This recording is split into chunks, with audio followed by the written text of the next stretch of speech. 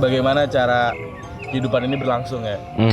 Ternyata emang ada mungkin beberapa orang yang disebutnya memiliki karoma atau gimana ya. Saya juga kan keislamannya setipis kertas. Bisa diceritain sih. Ya berarti kan gitu kan Mas, kan yang namanya cinta itu kan tidak bisa diceritakan tapi bisa dirasakan. Bukan hanya kata-kata tapi tentang rasa begitu. Ide. Masuk terus. Masuk. Kata-kata senja berarti ini. Ada juga ya? Ada, syarat-syaratnya ada untuk dikabulkan. Khusyuk itu saat kita seakan-akan melihat Tuhan. Dalam hadis sahih, jika tidak bisa melihat Tuhan maka ketahuilah bahwa Tuhan pasti melihat kita. Kalau saya dizolimin, terus saya doain saya sendiri. Aduh, itu beda ya? tidak apa-apa. Waalaikumsalam warahmatullahi wabarakatuh. Jadi gak usah serius-serius amat biasa aja. Gimana ini udah berapa hari di sini? Sekitar 23 ya. Dari 23. Berarti berapa rencananya berapa hari? Berarti berapa hari lagi? Sekitar 3 hari. Ya. 3 hari lagi sih. Berarti teman-teman ini dari UNER berbagai macam jurusan ya kan?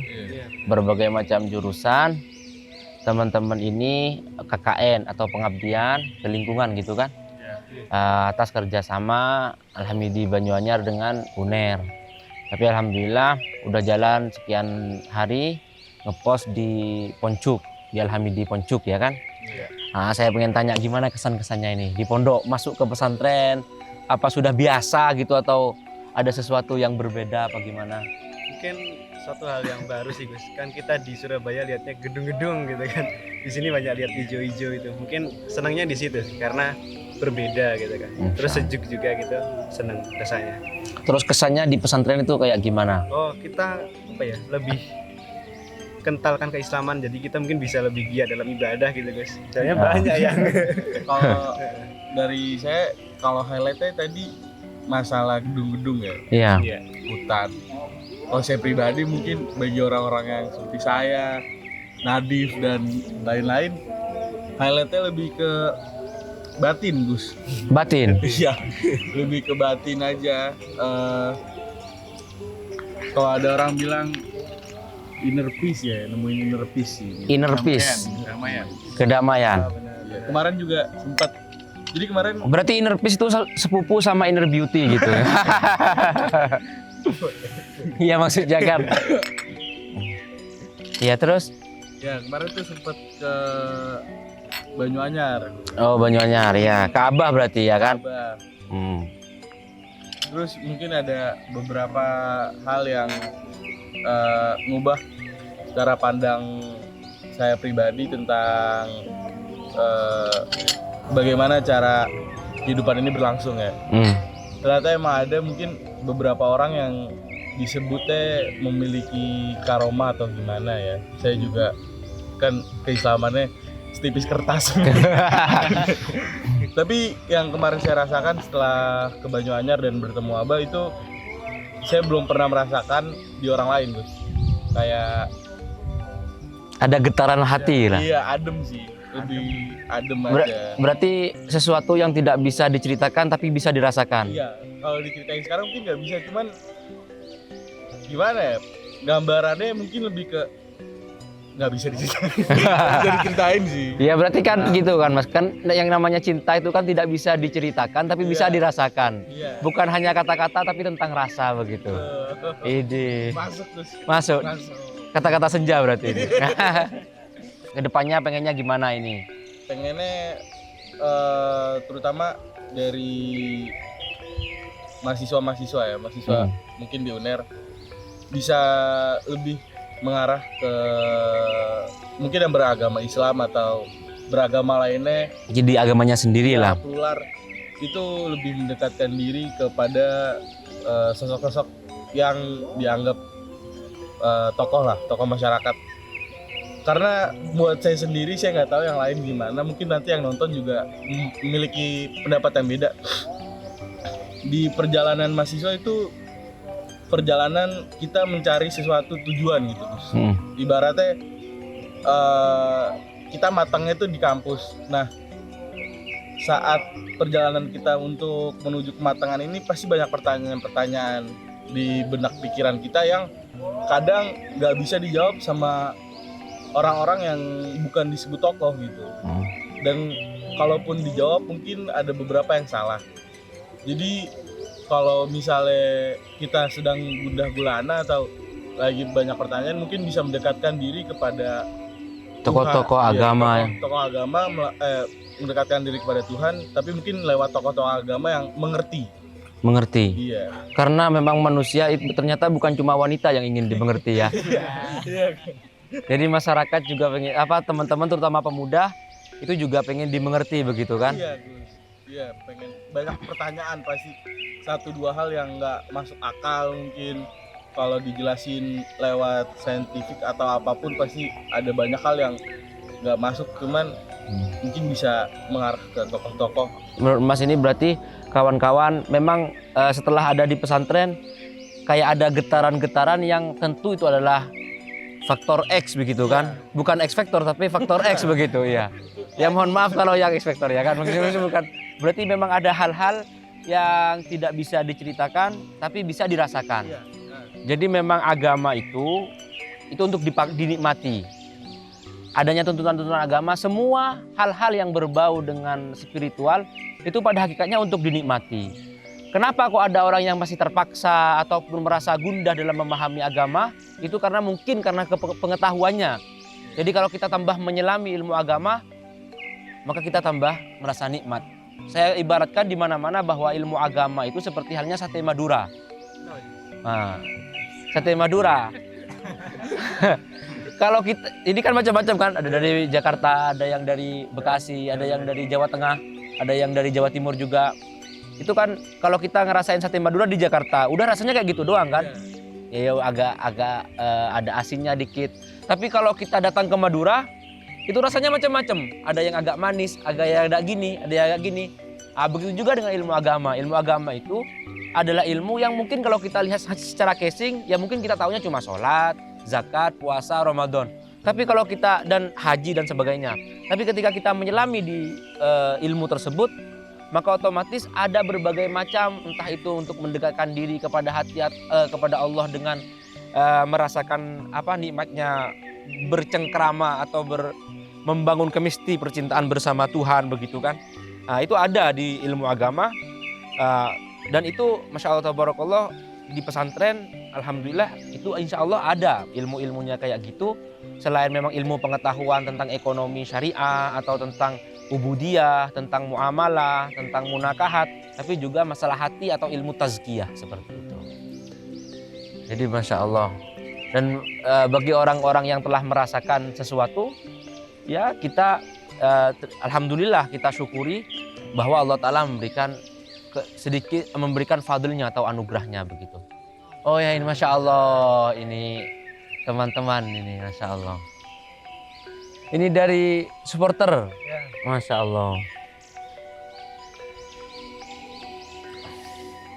Masih duduk sehat. Oh, duduk. Ngopi. Monggo. Melebar. Nggak ada apa-apa, sini aja, di sini. Nah, ngelingkar. Di depan aja gak apa-apa. Jadi bunder berarti ini ya. Iya. Jadi lingkaran. Lingkaran seperti halnya sepak bola. Jadi lingkaran bola. Jadi seperti itu Mas. Jadi ilmu agama itu dinikmati bukan karena keterpaksaan, tapi tambah kita mengetahui ilmu agama malah kita tambah menikmati ilmu tersebut. Seperti itu. Gimana kabarnya Mas Rian, Mas Dido dan teman-teman dari supporter? Wah, Simon kalah terus tetap semangat. Jadi kemarin kalah ke Persebaya ya. Masya Allah. Ada yang dari Surabaya? Oh, nggak ada. Dari Sidoarjo ya nggak ada kan? Surabaya Raya. Surabaya Raya. Jadi Gresik sama Sidoarjo kan Gresik Surabaya Raya. Jadi kemarin kalah. Tapi gimana kesannya kalah kemarin? Kalah menang itu biasa. Ini. Yang penting jangan kalah terus. Kalah menang itu biasa. Yang penting jangan pernah putus asa. Asik. Itu kata Tos Senja suka malam. Baik, terima kasih. Ada yang bisa dibantu Mas Didu mungkin? Mau ngantar undangan Ra untuk anniversary Kacong Pamekasan. Kacong Pamekasan. Masya Allah. Ini undangan Fun District PA Camping. Oh, camping ini ya. Masya Allah. Kacong anniversary ke-6. Terima kasih. Semoga bisa sempat hadir, nggak bertabrakan dengan waktu yang lain. Baik, kita sekalian ini ngobrol-ngobrol santai. Tehnya dulu. Jadi gimana Mas? Mungkin ada apa lagi, kita mau bahas apa lagi? Iya. Mungkin dari mahasiswa dulu kali ya. Yang kayak tadi saya bilang Gus, makin di sini makin banyak pertanyaan. Dan kadang-kali tuh saya suka berdoa. Ada beberapa doa saya yang mungkin dikabulkan, ada juga beberapa dari sudut pandang saya doa saya yang tidak dikabulkan. Nah, belum dikabulkan. Mungkin belum kali. Nah itu gimana jawabannya Gus? Apakah emang itu terserah kehendak Tuhan atau amal saya yang kurang, jadinya doa saya nggak dikabulkan apa gimana Gus? Baik. Jadi di dalam Allah Ta'ala berfirman, Ud'uni astajib lakum. Mintalah kalian kepadaku, maka niscaya aku akan mengabulkannya. Itu janji Tuhan, janji Allah Ta'ala dalam Al-Quran. Cuma bagaimana cara kita memahami teks tersebut? Tentu dengan interpretasi para ulama, atau dalam bahasa pesantrennya itu istimbat atau pentafsiran. Kalau bahasa Maduranya interpretasi, gak tahu kalau bahasa Indonesianya ya. Jadi memahami itu, maka ulama itu kalau kita ada hal yang belum dikabulkan, maka secara umumnya kita bisa bahasakan, jika seorang kekasih meminta satu hal kepada kekasihnya, maka ia akan memberi apa yang ia butuhkan, bukan apa yang ia inginkan. Dalam arti semua kata-kata. Dalam arti tidak semua yang kita minta itu maslahat atau memiliki dampak positif terhadap kita. Nah, kadang Allah Ta'ala mengubah menjadi yang lebih baik, terlepas dari memang ada syarat-syaratnya. Ketika kita berdoa itu ada syarat-syaratnya, bagaimana cara dikabulkan begitu. Oh, ada juga ya? Ada syarat-syaratnya, ada untuk dikabulkan. Jadi syarat-syaratnya antara lain, kita ini harus betul-betul khusyuk. Khusyuk itu ibaratnya ketika ramai kita mencari kesunyian dalam keramaian. Jadi supporter sepak bola itu seharusnya juga bisa. Jadi mencari kesunyian, mempraktikkan itu, mencari kesunyian dalam keramaian. Jadi rame-rame, aku hanya bersamamu oh Tuhan. Jadi mencari kesunyian dalam keramaian, khusyuk lah. Seakan-akan kita hanya berdua. Seakan-akan kita hanya berdua dan tidak ada lagi yang bisa membantu kita kecuali Sang Maha Pencipta alam semesta. Itu yang pertama, khusyuk. Saat kita khusyuk itu saat kita seakan-akan melihat Tuhan. Dalam hadis sahih, jika tidak bisa melihat Tuhan, maka ketahuilah bahwa Tuhan pasti melihat kita. Ka'annaka tarahu fa illam takun tarahu fa innahu yarak. Ketika kamu beribadah seakan-akan kamu melihat Tuhan. Dan ketika kamu tidak melihat Tuhan, tapi percayalah bahwa Tuhan pasti melihat kamu. Kenapa? Karena dalam ayat yang lain disebutkan fazkuruni azkurkum. Ketika kamu menyebutku, maka aku menyebutmu. Jadi tidak ada yang lebih membangun kemesraan itu melebihi Tuhan. Jika misalkan kita pemuda-pemuda menyebut namanya dia, menyebut nama seorang kekasih, apakah dia pasti menyebut kita? Kan belum tentu. Tapi jika Tuhan, Allah Ta'ala itu sudah jelas berjanji, jika engkau menyebutku, maka aku menyebutmu. Salah. Itu yang pertama, khusyuk. Yang kedua, meyakini bahwa tidak akan ada yang bisa membantu kecuali Allah Ta'ala. Itu juga termasuk dari kriteria khusyuk. Syarat yang lain, pakaian, makanan kita harus halal. Ini disebutkan dalam hadis sahih bahwa ada seseorang, dia sudah betul-betul hudur kepada Allah Ta'ala dalam perjalanan, Dan salah satu yang cepat diterima itu ketika dalam perjalanan. Dalam keadaan musafir, itu gampang diterima. Meskipun ya juga diterima juga, meskipun di rumah juga diterima. Cuma lebih mendekati untuk diterima. Itu ketika kita perjalanan. Ada seorang disebutkan dalam hadis sahih, seorang perjalanan, rambutnya bahkan diceritakan sudah banyak debunya. Maksudnya saking perjalanan jauh, udah lelah, minta kepada Allah Ta'ala. Seharusnya kalau dalam segi syarat yang lain sudah diterima. Udah khusyuk, udah gini. Cuma sayangnya pakaiannya dia haram, makanannya dia haram. Bahkan ketika pagi-pagi dia sarapan dengan perkara yang haram. Maka Rasulullah berkata kepada para sahabat, "Fa'anna yustajabulah." Bagaimana mungkin bisa dimaafkan? Bagaimana mungkin bisa diistijabahkan atau dikabulkan? Itu pertanyaan retoris kan? Kalau dalam kuliah-kuliah itu pertanyaan retoris atau tanda tanya plus tanda seru.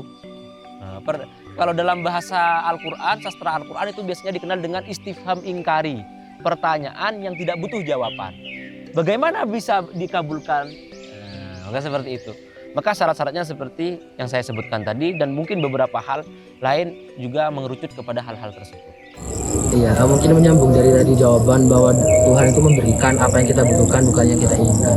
Mungkin akan ada kata-kata juga bahwa tidak ada ruginya dalam berdoa gitu. Jadi mungkin bentuk implementasi dari doa kita itu dalam kehidupan sehari-hari kita sendiri, mungkin itu dalam bentuk apa? Karena kan kalau tidak dikabulkan atau kita tidak merasa terpenuhi doanya kan kita kayak mungkin belum merasakan apa-apa gitu. Mungkin implementasi yang sebenarnya terjadi dari doa kita itu dalam kehidupan tuh kayak gimana? Jadi begini, kita yakin bahwa doa itu dikatakan rasul ibadah atau pemimpin daripada ibadah, kepala daripada ibadah, rasul ibadah.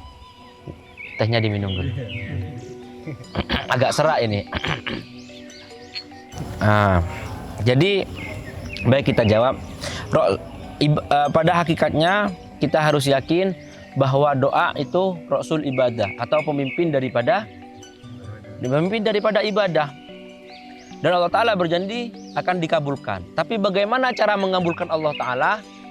Itu seperti yang ditanyakan oleh Mas tadi pertanyaan, bahwa Allah Ta'ala itu senantiasa mencintai kita meskipun kadang kita melupakannya.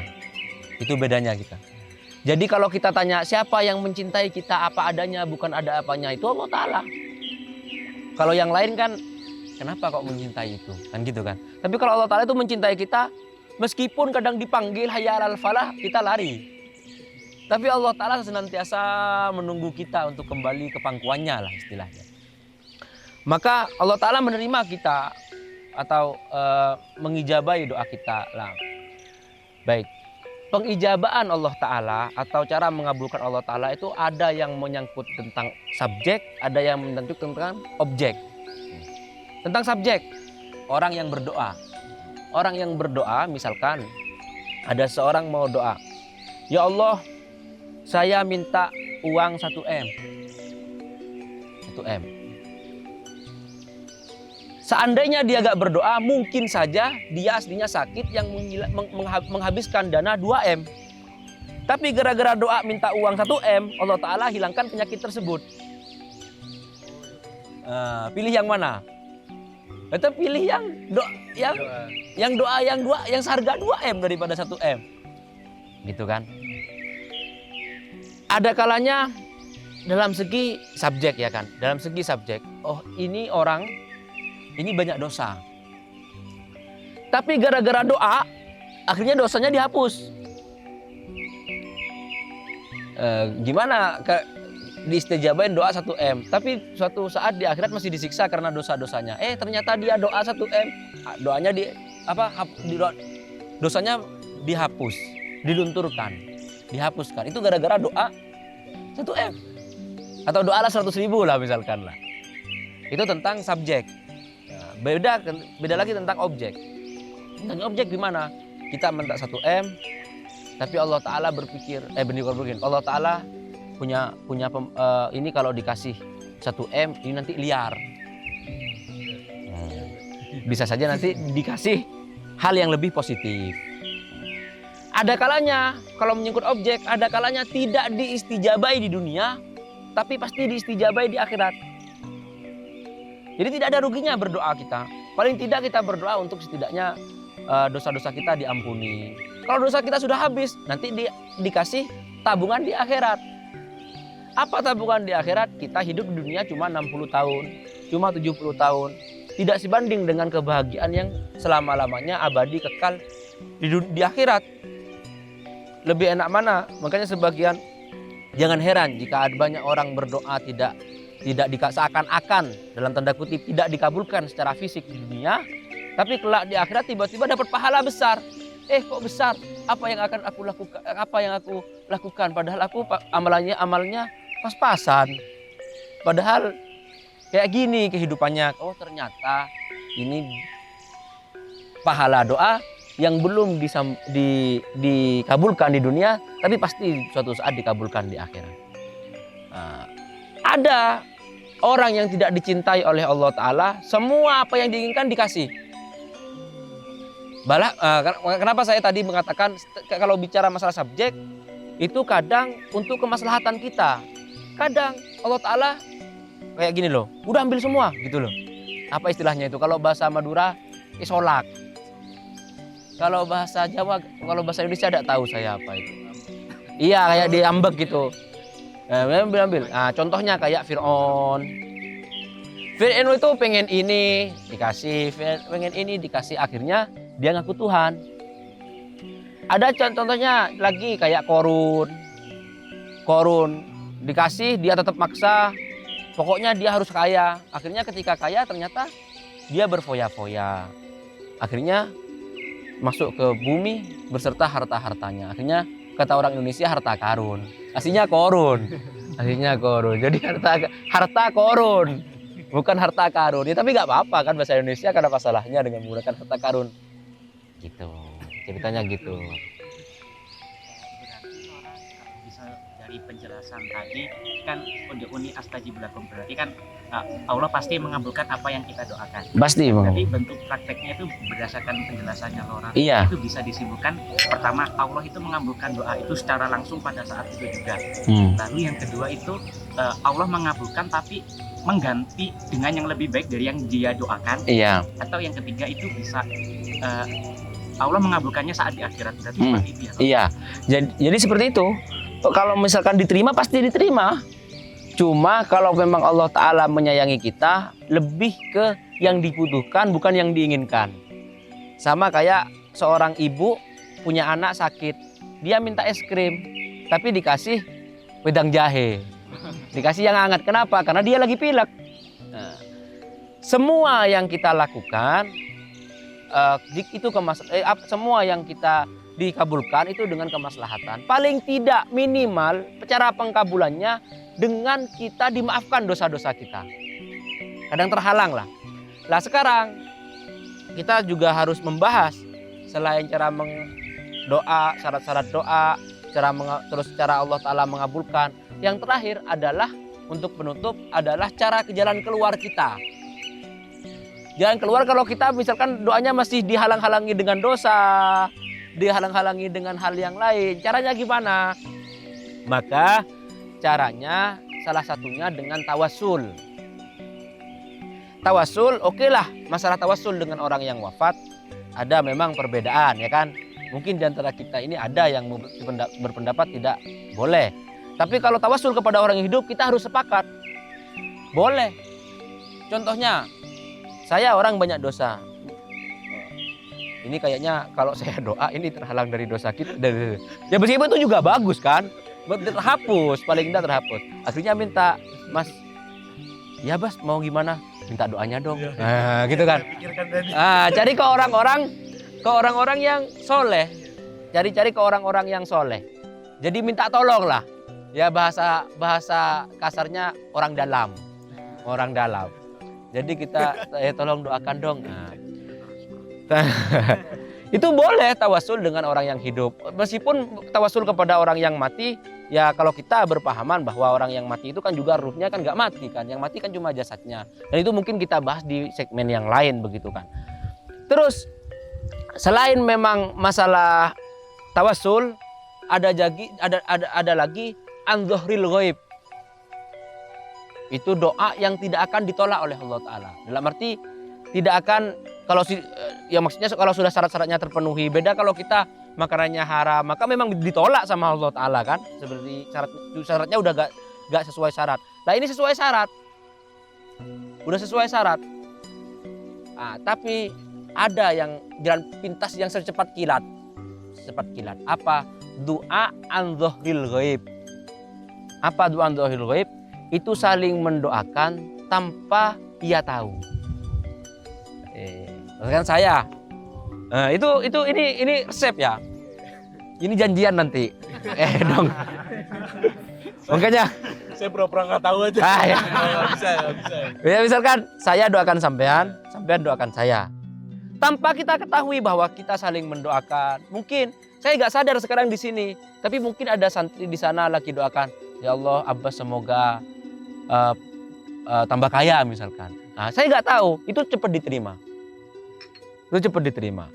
Jadi paling tidak kita saling mendoakan dan kita harus sadar bahwa kasih sayang tertinggi adalah kasih sayang bukan karena kita sering adanya pertemuan, tapi ketika saling mendoakan. Begitu. Jadi cinta sejati atau kasih sayang sejati itu bukan karena kita sering berjumpa, tapi ketika kita saling mendoakan untuk kebaikan bersama.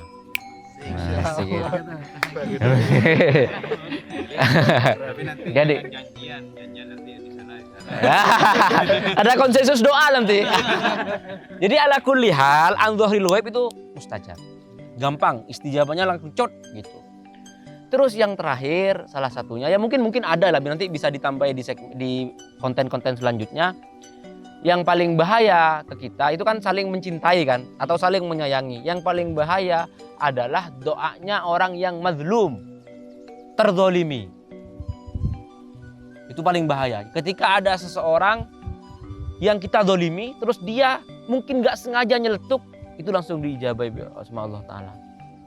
Meskipun itu dari orang yang katakanlah seandainya doa sendiri dia gak diterima karena banyak syarat-syarat yang belum terpenuhi. Tapi gara-gara dizolimi dia bisa terkabulkan langsung karena doaul mazlum mustajabun dalam hadis sahih. Tidak ada halang-halang antara Allah Ta'ala dengan doanya orang yang terzolimi. Nanya boleh kali ya? Boleh. Ini misal saya dizolimin, terus saya doain saya sendiri. Aduh, itu beda ya? tidak apa-apa dong. Ya gak ada salahnya doa. Siapa tahu lah diterima. Misal saya dizolimin, ya Allah, saya kaya dong. Bisa lah. Yang jelas ketika kita dizolimi itu hati-hati, takut pas khawatir nanti langsung diijabai, kasihan juga orangnya kan. Mau minta maaf besok ternyata udah kita doakan yang enggak baik. Itu soalnya langsung diterima secepat kilat itu, paket kilat. Kalau kita mendolimi seorang, begitu juga kadang kita ada seorang ulama di Jawa, dia itu kalau mau bangun pesantren atau mau bangun apa, dia mancing. Caranya mancing gimana? Cari orang-orang yang kira-kira dikasih uang 50.000 atau 100.000 kaget. Dia datang ke gang-gang, ada ya mohon maaf tukang beca misalkan kan, dia udah kan tukang beca kan masya Allah kasihan secara harta lah, tapi secara hati kan siapa yang tahu. Lah itu kadang kita sudah tahu kadang keringatnya sampai ke pantat masih dapat sedikit. Itu kita kasih 50, 100.000 kan udah bersyukur banget. Ah dia saking senangnya sampai mengucap itu bisa saja langsung diistijabai. Bisa saja orang itu orang-orang soleh, saking kagetnya. Kadang kita ngasih, ada sebagian orang itu juga ngasih tanpa tahu siapa yang ngasih. Udah dikasih nyuruh orang. Itu malah banyak yang mendoakan dan banyak orang-orang soleh. Nah yang terakhir saya untuk penutup, karena ini sudah adzan, jangan lupa ketika kita saling mendoakan dan doa bersama. Kenapa? Kalau doa bersama, mungkin satunya, sebagian ulama berkata jika 40 orang berkumpul, maka otomatis akan ada orang yang diistijabai satu. Ada yang mengatakan bukan ada orang yang wali satu, tapi di antara 40 itu bisa saling melengkapi. Oh ini rajin sholatnya, oh ini rajin sedekahnya, oh ini rajin berbuat baik kepada orang, maka dikumpulkan, akhirnya bisa diistijabahi. Maka jika ada perkumpulan-perkumpulan doa bersama, entah itu dikemas dengan acara-acara apa, itu kalau bisa semangat hadir, kemudian semoga doa kita semua diterima oleh Allah Ta'ala. Penutup, semoga yang punya hajat, semoga Allah Ta'ala kabulkan hajatnya. Yang cari jodoh, semoga cepat Allah Ta'ala temukan jodohnya. Kok keras banget ya? Terus yang punya hutang, mungkin ada yang punya hutang, semoga Allah Ta'ala cepat bayar hutangnya, lunasin hutangnya, dibantu oleh Allah Ta'ala. Terus semoga yang telah mungkin ada ayah, bunda, atau kakeknya, atau ke atasnya yang ada yang wafat, semoga Allah Ta'ala ampuni dosa-dosanya. Dan jika mengamalkan perkara-perkara yang baik, semoga Allah Ta'ala terima amal ibadahnya dan dikali lipat. Dan pada akhirnya semoga Allah Ta'ala membimbing kita malas bermaksiat dan senang untuk melakukan ketaatan. Malas untuk melakukan kemaksiatan dan bersemangat untuk ketaatan. Dan semoga pada akhirnya sebelum wafat kita oleh Allah Ta'ala dibimbing untuk bertaubat dan merasakan cinta dan mencintai dan dicintai oleh Allah Ta'ala. Dan begitu juga semoga itu juga terkabulkan untuk keluarga kita, sanak famili kita, tetangga kita, dan khususnya kepada saudara-saudara kita dimanapun berada. Al-Fatihah.